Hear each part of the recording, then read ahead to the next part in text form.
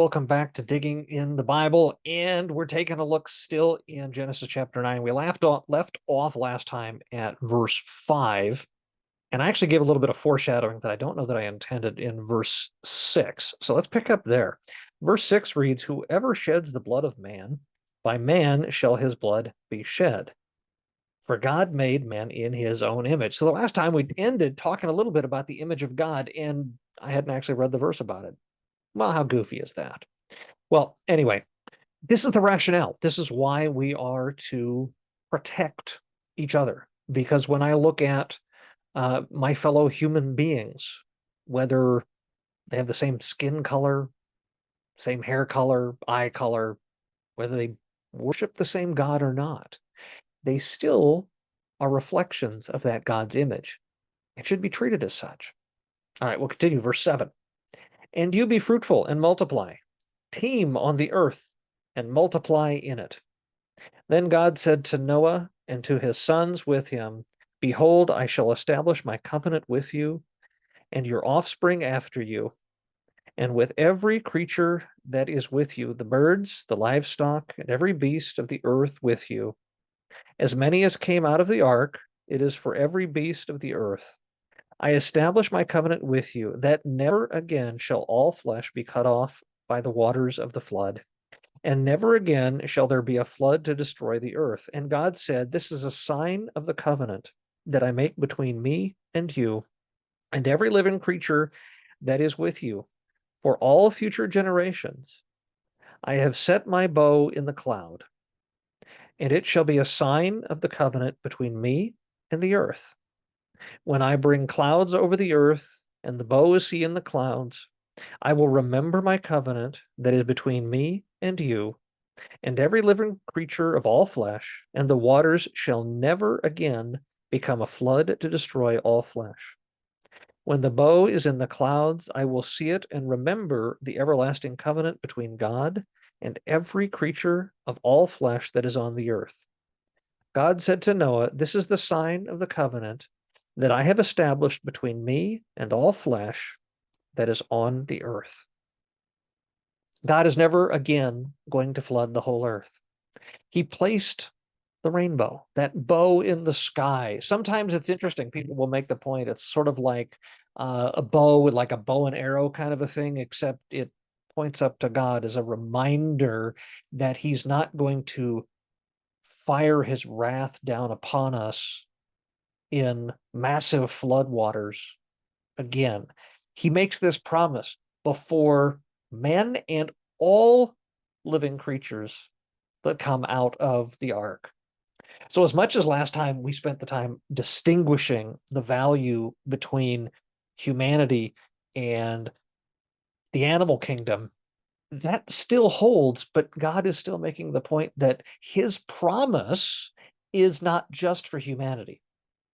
It's not that he's simply going to refrain from this and not wipe out humanity, but in fact, he's going to protect all life.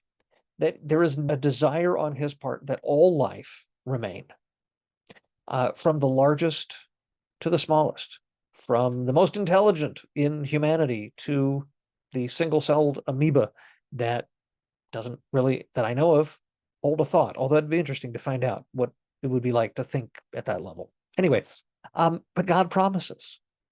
And this is why, as much as it's kind of weird, and I kind of joke sometimes that it's a little weird that we, decorate our kids' rooms with Noah's Ark.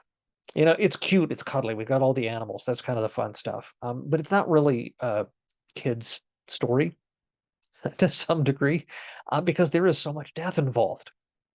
But in the end, the promise is beautiful. The promise is that despite the fact that God knows that there is sin coming, and when we continue in chapter 9, we will hear more about that sin. Even though God knows there's more sin coming and that punishment will still be due to us, even though he still knows that there is an ongoing need for a Messiah to still come and to redeem all of humanity from the sin that we brought into the world. The sin is still there. God has cleansed the world and he's preserved eight people who are still sinners. who still struggle, who will, moving forward, as righteous as Noah is, there's still going to be problems. He knows this, but he's made a promise to us that he will never wipe us out. There will always be a remnant. There's a thread of theology that runs through Scripture called remnant theology. It's the idea that throughout time, God will offer punishment. And we'll see this as we progress further in the Old Testament, that there are times in which God offers a punishment to a portion of his chosen people, and he casts them out into exile, and they are kind of, in a sense, they're lost to him and lost to history. Many of the tribes end up this way. The 12 tribes of Israel don't all survive, but there's always some who remain. There's always a remnant people that is held on to. And this is a promise of God that he will not wipe us all away. He will not get rid of us. The same way that he could have and chose not to start over and say, forget it, when Adam and Eve sinned. And the same way he could have said, you know what, forget it. I don't even want to save Noah. God continues to say, you know what, I have a love for you that's bigger than you can imagine. And I will continue to have tremendous patience for you. And I will continue to love you, to seek to bring you back to me. And I'm going to go so far as I'm going to be willing to give my son, Jesus, in order that you might return to me. This is the promise of God. This is the great blessing of God. And so this promise, this covenant, enshrines God's ongoing plan to redeem humanity. What a fantastic bit of news that is. What a great thing to be able to talk to your kids about as they get older, to talk through the reality of the difficultness of the story of Noah and the ark. They may have had the toys as a kid, but as they get into be their preteen and teenage years, this you start having the conversation with them a little further about the implications of what took place, and how, yes, God, a righteous God, was incredibly frustrated, and justifiably so, with where things had gone, but how much love God still had for us, that he preserved Noah and his family so that we, imperfect as we are, could still live a life and come to know Jesus and live in the hope of a life in heaven with God and with all of our loved ones in eternity. What a fantastic blessing that will be. We'll pick up the rest of chapter 9 next week. God bless.